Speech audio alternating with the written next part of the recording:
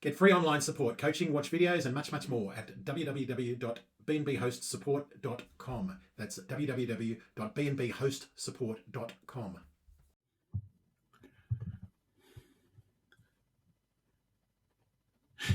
Hi there, Sagar.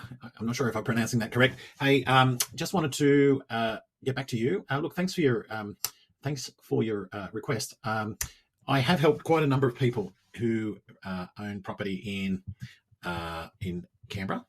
Mark Smith's my name. I'm an ambassador for Airbnb. I've helped quite a few people who are hosts, who became hosts. They weren't hosts when I helped them, and from what I know, they're doing quite well. A number of people have apartments there in Canberra, and I don't have access to detailed statistics, but I can answer your questions, and I'll go through those one by one. What was your experience as someone new? Well, ease of receiving bookings. Yeah, well, look, I joined Airbnb as a host myself in May or June of 2017, and I had given up. I owned a property that's about 5 acres near Orange in country New South Wales, and I had pretty much given up and was considering selling my property because I could not find a tenant, mostly because it was on 5 acres and it was going to be too much work for a tenant. So it was a huge relief, and I was struggling to get a tenant at $400 per week.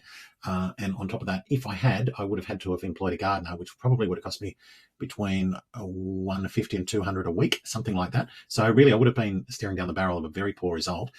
In the end, I still needed to employ the gardener, which I did, but instead we got something like $300 to $400 a night. And so, yes, we did not book it for 7 nights a week, but the result was far, far, far better.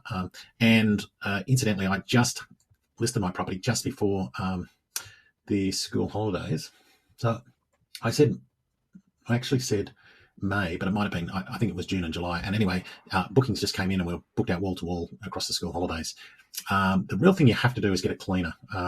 We specifically asked this as one does not have any reviews or ratings. That's right. So when you're a brand new host, what they Airbnb do is they give you a boost as under a category called new. So if you go to airbnb.com and you'll just go to their main website, you'll see they have these categories: fantastic pools, beachfront properties, vineyards, whatever. Well, they've got a category called new, and they actually bump all news up for, it's about 4 weeks, but it might be longer in some periods, so that you can get some reviews.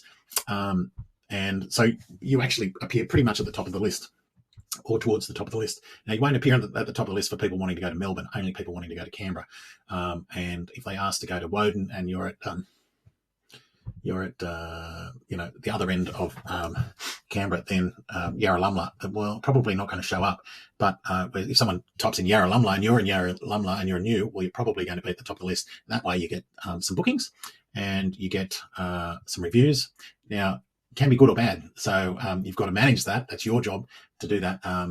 How did you inspire confidence in guests? Well, I've kind of explained that when you were new. So yeah, you might want to give a very competitive rate, and you can use something called smart pricing, which Airbnb have, and they have an algorithm. And again, if you keep using the smart pricing, you'll be bumped way up to the top, because Airbnb, with their smart pricing, think that you're smartly priced, and you'll do well. Any experience with people damaging the property? No. Since May or June 2017, I've had to make one claim on a guest, and it was for about $36 or $37 for excessive use of towels. They used lots and lots of linen, and like every single towel I had in the place. So I had to send them a bill, which they paid. Airbnb have something called AirCover, and you should Google that, AirCover, and it pays for things like malicious damage and that sort of thing. I've never had to claim on it, and I've had, I think, about 160 guests stay with me during that period. There was a big, long period where I didn't host at all. I lived in the property, and other periods where there was COVID and things like that. So yeah. Can we manage our property remotely? Yes, you can, but you've got to have a cleaner. And if you're in an apartment, I think you said you got an apartment in Phillip. Okay, if you've got an apartment, you need to somehow be able to get guests into your apartment. So somehow they need to be able to find their way in through a key box or similar, or a keyless entry or a PIN code or something like that. If you otherwise, people might have to go to a key drop-off place. There are key drop-off places. I don't know who they are, but there are places in most cities, and they can do a key pick-up and drop-off at that place. How many nights on average would you suggest the property would be booked? You're asking me for a financial forecast. I'm really not particularly qualified to do that. I'm not a land economist. You could look at something called AirDNA. Google that again, AIRDNA, and it'll give you quite a lot of statistics that you can get for free about bookings in your area.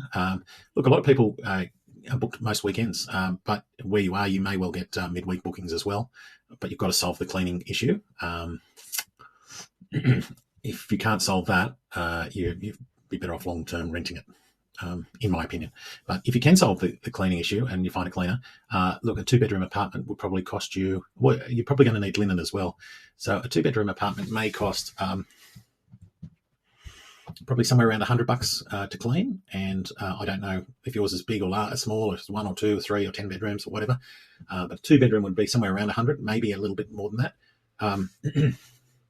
And linen would probably cost you about 50, something like that, per stay. And I would recommend that you have no less than 2 nights, but try and get at least 3. Virtually all of my places, I'm looking for 3-night bookings and trying to deter getting 2-night bookings. So look, I hope that's a help for you. If you've got any other questions, don't hesitate to ask. Thanks, Sagar and Palak. Get free online support, coaching, watch videos, and much, much more at www.bnbhostsupport.com. That's www.bnbhostsupport.com.